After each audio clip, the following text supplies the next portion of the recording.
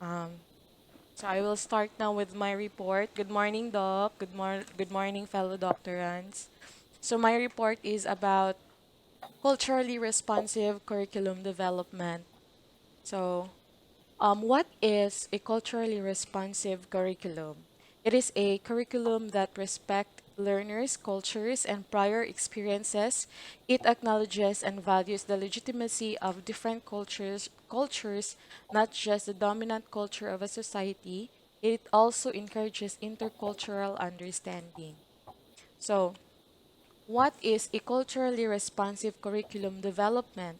So we define this one as the ability of the curriculum developers to translate knowledge about new developments into curriculum content and structures. No, so as teachers, we are also considered um, curriculum developers. No, we saw what are the needs of the students, especially if we use assessments or learners needs assessment. No, dito man na nato makita if um, what can we do so that we can be a culturally responsive teacher? So, there are five essential strategies to embrace culturally responsive teaching. Number one is first, you have to know your students. So, learning about our individual students is critical in how we design our curriculum and deliver it. As instructors, it is our duty to learn the behaviors, backgrounds, and challenges our students face so we are better equipped to address them. No, so it is very important na kabalo jud ta sa background sa atong mga students aron as teachers dili ta dali nga mo judge nila, 'di ba? Students are unique in their own way. They have different behaviors because they came from different family backgrounds. And so as teachers, kinahanglan, we have to learn to know them one by one. No, mao gay na inig sa sugod gani sa klase, we get to know them. So aside from ana halo ra jud siya, there are other effective ways to learn about the students, to know about the students. So this can be accomplished through a brief survey questions, student inventories, interviews, or questions that can be tailored to be increasingly sophisticated depending on student level. No, if you want to know more about your students, pwede mo na to sila i-call out or we could have them interviewed, no? So that is the first very essential in in being a culturally responsive teacher. First, you have to know your student. Next one is be aware of your own personal biases. So, bias can exist in many forms and often stems from inherent worldviews that were inculcated in us during childhood. So, our beliefs and biases are also shaped by our education, family, friends, and peers, and may take many forms such as religious, gender, cultural, academic, or something less consequential as color, food, or size, among others. So, as teachers, we need to be aware about our personal biases. Okay, um, uh, let's say for example, um, you give mo dili ta dapat bias, no? Let's say for example, you give more opportunities to students nga kaila ka and less opportunities to students nga dili close nimo, or mas taas nga opportunities sa mga students nga um, on a regular societal kanang societal culture nga ang kanang na kay student nga IP baron, so you don't give him a sense of belongingness in the classroom.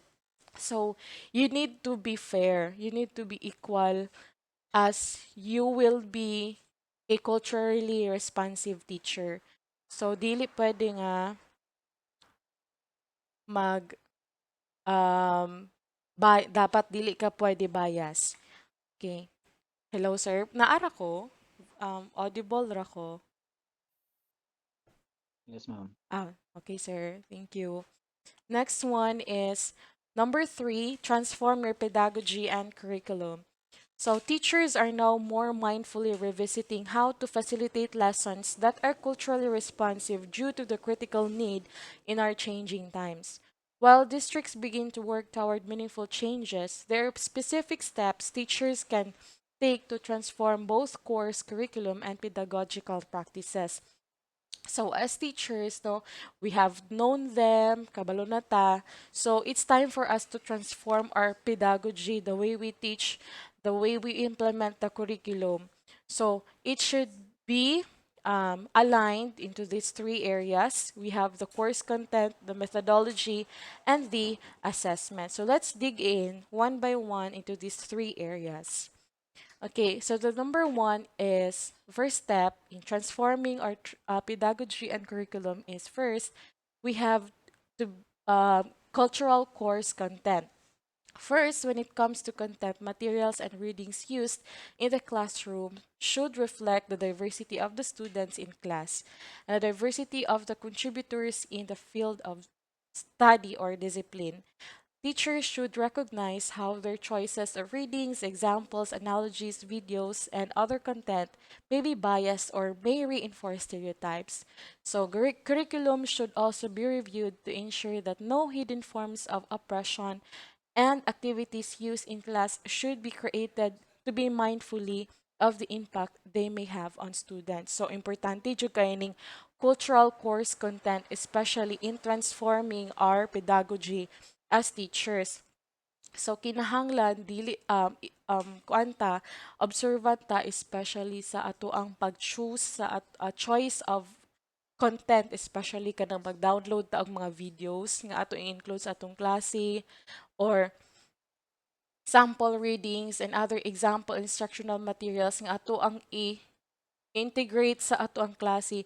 It should not it should be kanang mo promote siya gender equality and dili siya mag-promote pud og stereotyping, no? Kay let's say for example, you as a teacher, you are assigned dito sa far-flung area. And then um ang mga tao dito kasagaran is mga farmer baron ana.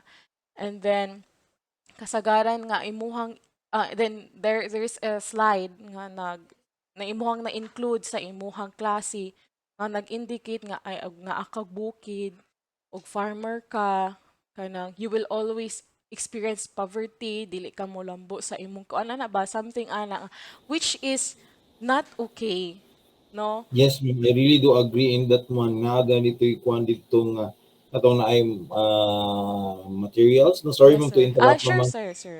Kanang natoy gina-post ang photo sa social media nga kuan daw kanang ang mama para ra gyud daw sa balay. So which Oo. is dili na baya na siya kuan ron Oo, ha, yes, dili sir. careful baya gyud ta Stereotyping ana. naman na siya. So bias jud kaayo na siya nga buto sabot gyud Oo. ang mga babae kuan na lang gyud na siya kang nara gyud na sa balay. So if we Oo. are going to look into the workforce nowadays, mas dako ba yung percentage sa mga babae ang nagtrabaho sa mga industries and sa Oo. mga kuan, no? Correct, So kada sir. siya we need to look into that one. Of course, sorry kay gikan man pugod sa gender and development manggod nga ana Mm-mm. mga kuan nga Mm. I really do promote jud nga sa kan gender inequality. I really do respect the LGBTQ community plus no, except lang yun naman yung mga nagpabuyag lang yun ng mga Na mga tinuod yun, sir.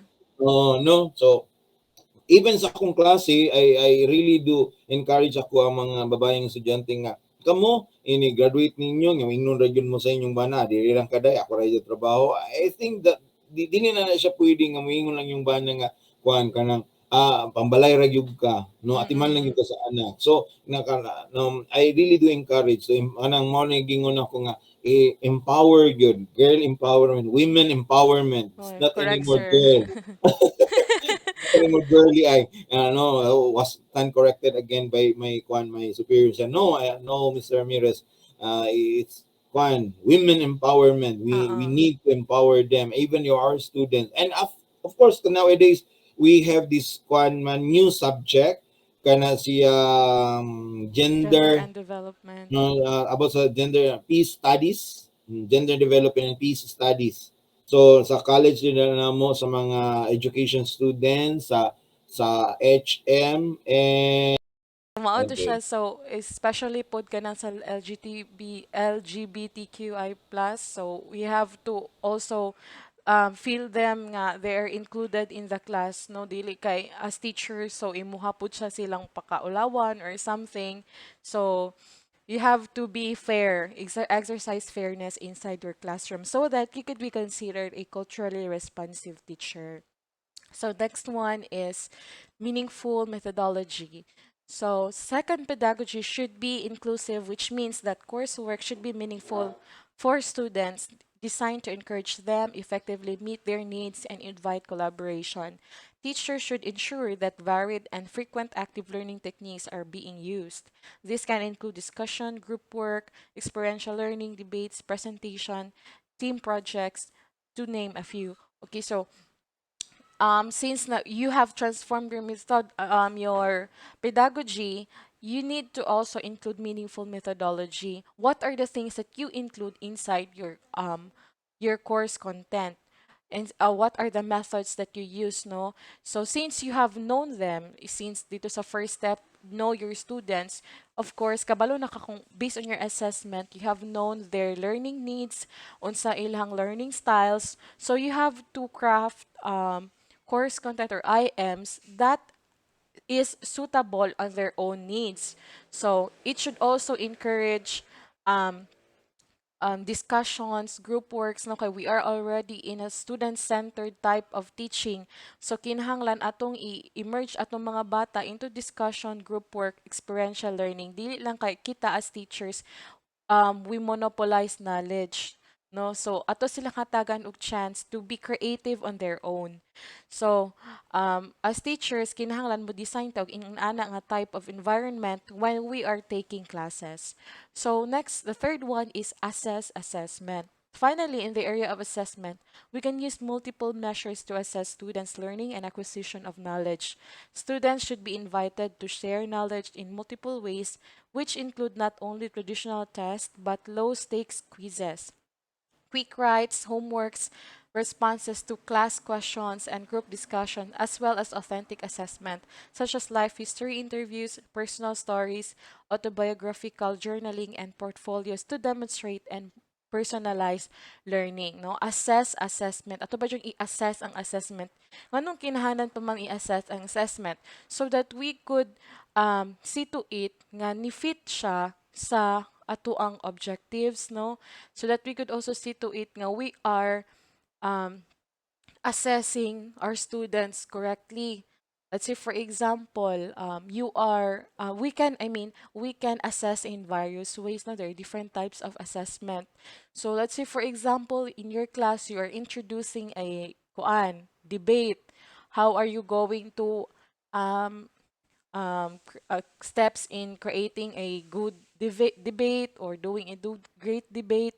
So, mas maayo if you are going to use authentic assessment after, no, kay og i-paper pencil test lang nato siya, murag dili nato siya kaayo ma kuan ba assess ang information nga na-grasp sa bata. So much better we could also do debating right after introducing debate into your class. So ingana lang siya. So you have to assess assessment. So these are the three key areas that we have to consider in transforming our pedagogy and curriculum. Okay, so fourth one is respect and reinforce student culture. So each student comes to our classroom with a set of behaviors, beliefs, and characteristics that make the student unique. Coupled with this are the value system, languages, religious belief, and other ways of life that also contribute to their self-identity. So by valuing each student's culture, we contribute to their self-concept, which in turn influences their academic success, no, so we have to respect the variety of behaviors inside our classroom, no, we can change the fact man jud nga usahay, no, tawo ra man jud ta, masuko man jud ta sa classroom, no, but much better that as teachers, dili na to sila i-judge directly because these students came from different family backgrounds. Then kato siya nga backgrounds, those things mold them. Kay momongod to'y una nila, those are the things that they saw first. So, dili na to sila i-judge quickly, no? There are students nga shy type, there are students nga talkative, no? Nabi mga estudyante nga mga bully, or they have their different behaviors. So we have to dig in. Why is that student acting that way, no? Kaya naambay, there was one time nga, I have a student nga, bully jud siya. So, ang ihang iyang mga classmate, iyang sumbagon. So, um, so among gihimo is, wala mo siya diretso dayon og kasaba. So, amo siyang gi-ask nga, nganong ingana, so then among gipatawag iyang parents. So, there we also have checked iyang mga neighbors, ana, ma'am, kung anon man puguna siya sa ilaha, ma'am, sumbagon man puguna siya, or sige na siyang singgitan, mo na siyang, magsira po na siya singgit diri sa classroom, kay, mo man po diyang na-experience sa ilahang balay. So, as teachers, ato yung know ang atong students, so that kay maka-affect man gud na sila sa ilahang, the way also they behave inside the classroom. So, number 5 is involve family and community. So to be culturally responsive, meaning we are engaging families and communities in the academic lives of students. So dako kay o kuan big contributor kay ning family and community, especially the family. Kay why? Because they are the one nga who mold the student first, the learner first. Sila mo'y una nga nailhan sa estudyante, sila mo'y na kabalo sa behavior, no? So research has shown when parents and communities are involved, students are more likely to attend school regularly, complete homework, earn better grades, have better social skills, maintain better relationships with their parents, and have higher self-esteem. Tinuod yun ni, if we have supportive parents or ato ang i-engage ang students, let's say for example, na IPTA meeting, no? Then, makita sa bata nga ihang parent, magsige jud siya og attend og PTA meeting. Um, naapod siya kuan ba gana nga magsigig adto sa klase, labi ng ihang parent kay magsigig follow up about sa iyang academic nga kuan performance. So ang bata murag naapod siya kuan ba nga ay hala kanindota si mama kay supportive kay sa akong klase sa akong pag-eskwela, whereas there are some pud nga parents nga mutungha ra jud og kanang panalagsa ra ba dili kay nila i-involve ilang self sa academic um, journey sa ilahang bata. So dili kay nila ma-follow up ilahang bata. So it is much better to really involve, especially if we have concerns manggod regarding that learner. Mas nindot if we collaborate with the parent because they know better. No, especially I have an example nga kuan supportive kay siya nga parents sa iyang anak, but kan amo siyang gi-ask sa iyang parent nga ma'am, nganong kaning imuhang anak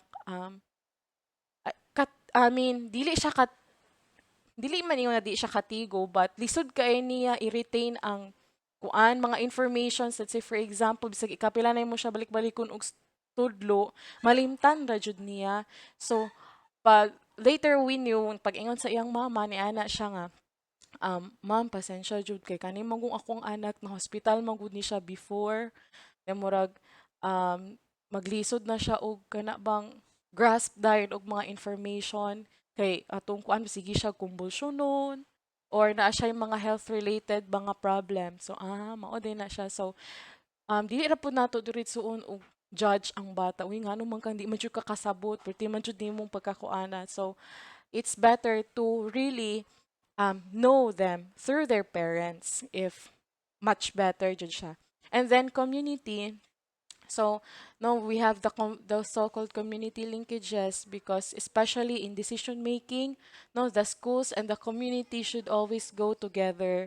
Okay, especially kuan magud sila, mas they know better manggod, especially sa background sa community. Let's say for example, ganahan day ka um, sa imuhang klase, ganahan ka involved nimo like mga drug symposium manging ana, then what if di no, but base di ay di magstorya-storya ka about kuan, about insurgency baron or mga ingon ana then dili din na siya pwede ana nga community so no it will risk your life so much better makabalo jud ang community sa imuhang mga you have to link with the community kay they know they know pod na pod sila ka-contribute especially in decision making and in volunteering pod um, very helpful pod kay ang community especially the kanang mga barangay workers nila or barangay officials. Okay. So here are some of the key features of a culturally sustaining education. The feature one is valuing community languages, practices, and ways of being. So what it looks like, students' languages, literacy, and cultural ways of being are centered meaningfully and consistently in classroom learning instead of being considered as add-ons. Okay, no, especially if we have students nga who speaks different dialect, no, so they should always feel nga they are included inside the classroom, no? So, for example, kita diri Bisaya, then natay estudyante nga Tagalog, no? Alangan man pug ato ang Bisayao ng Tagalog, no? So, we have to let them feel that they are included inside the classroom, dili lang kay add-ons, no? So, next one is schools are accountable to the community. No, mani siya kung giingon that educators and schools are in conversation with communities about what they desire and want to sustain through schooling. So, the schools and the community should always go together. Dili gina sila pwedeng mag-separate ways. So, as much as possible, dili jud pwede mag-away si school head ug si kuan barangay captain, no? Aron dili ta maglisod og taps ato ang community, no?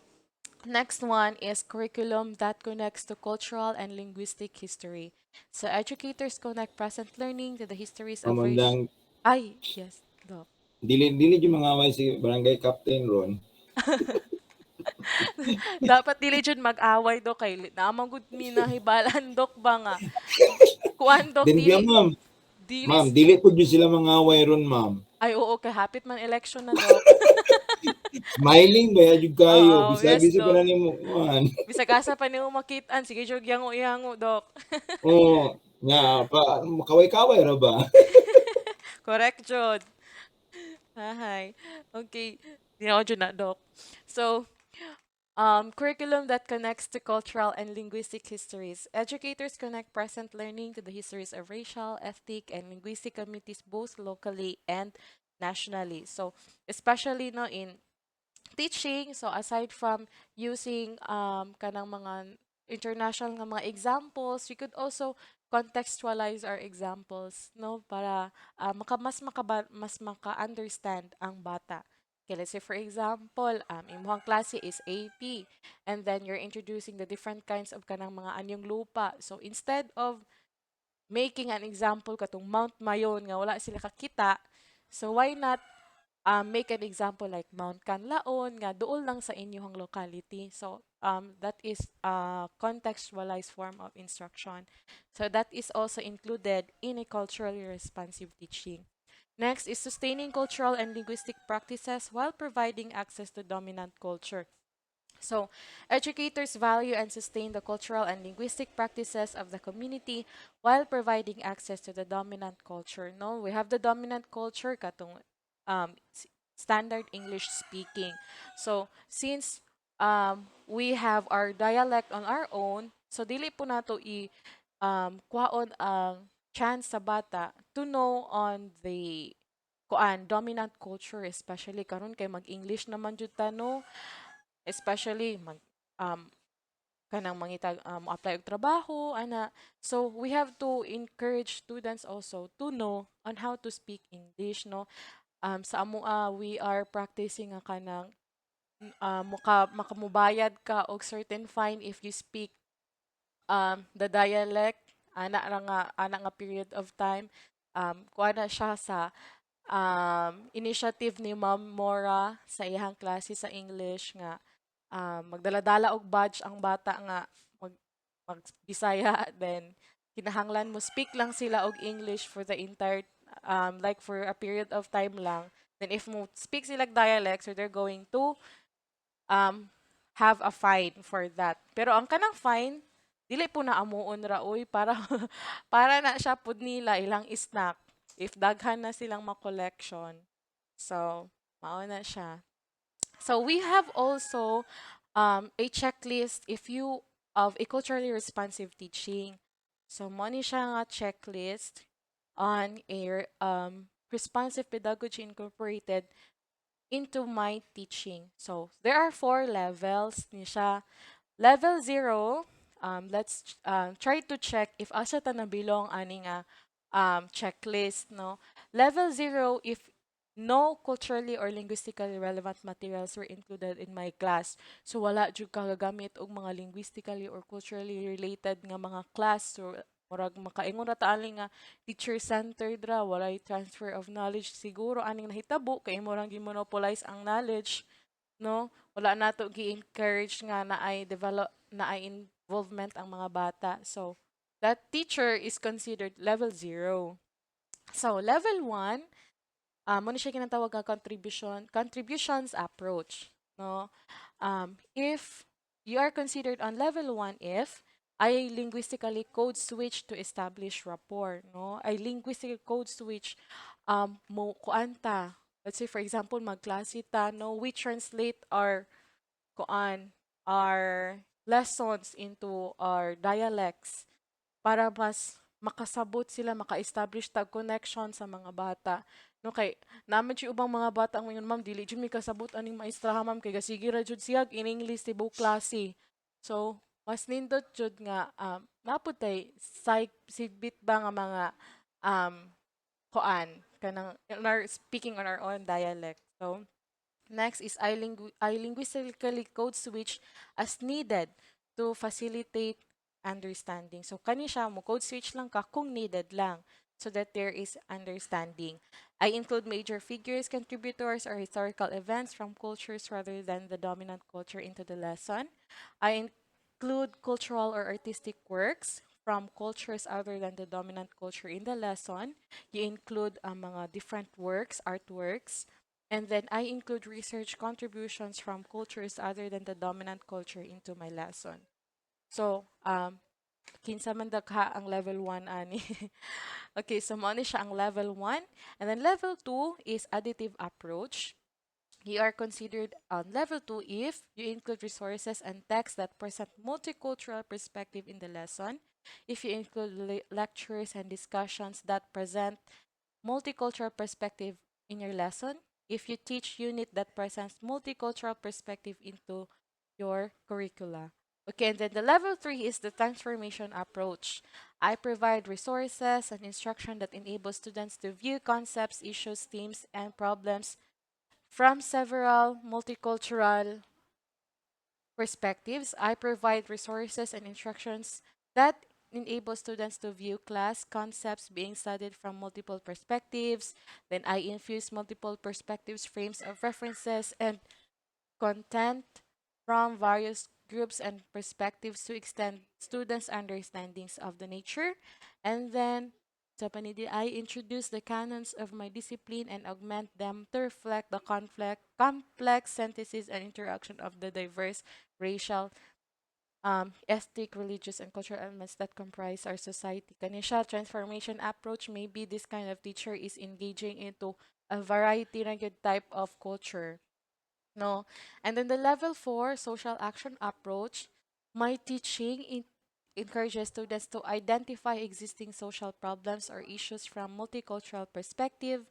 My lessons and assignments encourage students to gather pertinent data from multicultural perspective on existing social problems or issues. My teaching encourages students to clarify their values and make decisions about existing social problems using multicultural perspective. And the last one, my teaching encourages students to take reflective actions to help resolve social problems. So, if kanisa tanan check nimo, so you are at level 4. So, kani siya mo pa rin siya, pwede po siya ma-use as checklist if you want to know if you're a culturally responsive teacher. And then kato siya, those came from kato siya nga checklist is adapted from the integrating curriculum with ethnic content approaches and guidelines. So these are all my report, Doc.